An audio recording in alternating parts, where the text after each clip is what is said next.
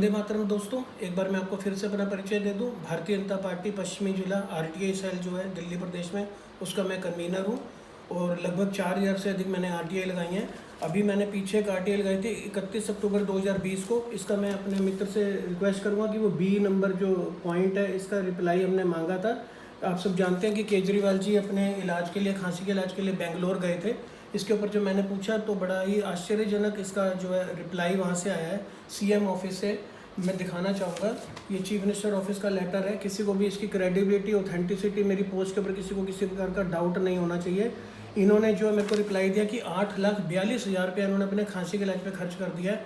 आप दोस्तों सभी जानते हो इस टाइम कोरोना के चलते दिल्ली में कितना बुरा हाल है, कितने लोगों की रोज़ मृत्यु हो रही है। और ये जो है, और दूसरी तरफ ये जो है, जो अपने आप को आम आदमी पार्टी कहता है और ये पढ़ा लिखा जो बताते हैं कि मैं IIT से पास आउट किया हुआ है, IITian हूँ, इन्होंने अपनी खांसी के इलाज के ऊपर 8,42,000 खर्च कर दिया है। और ये इसमें 3,59,149 रुपये इन्होंने रीइम्बर्स किए हैं। ये मैं भी मित्र से कहूँगा कि इसको भी जूम करके दिखाएं, ये जवाब आया है। तो आप ये देखिए कि मोदी जी जहाँ एक तरफ एक से एक बढ़कर जो है स्वास्थ्य के क्षेत्र में कार्य कर रहे हैं। उन्होंने स्टंट के रेट कम किए हैं, नी ट्रांसप्लांट जो है वो सस्ता किया है। और मेरा ये मानना है आजकल किसी हॉस्पिटल में अगर बार्गेन करो तो 2-2.25 लाख के अंदर बाईपास सर्जरी हो जाती है।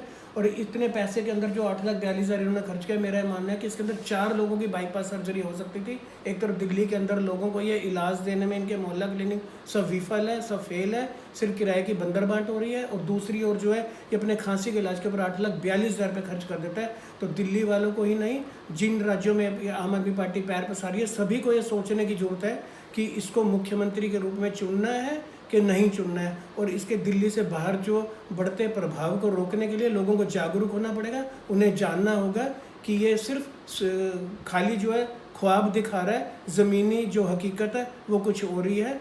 और इसके साथ ही मैं आपसे रिक्वेस्ट करूँगा कि आप सभी उचित दूरी बनाए रखें, मास्क का प्रयोग करें, समय समय पर हाथ धोते रहें। धन्यवाद।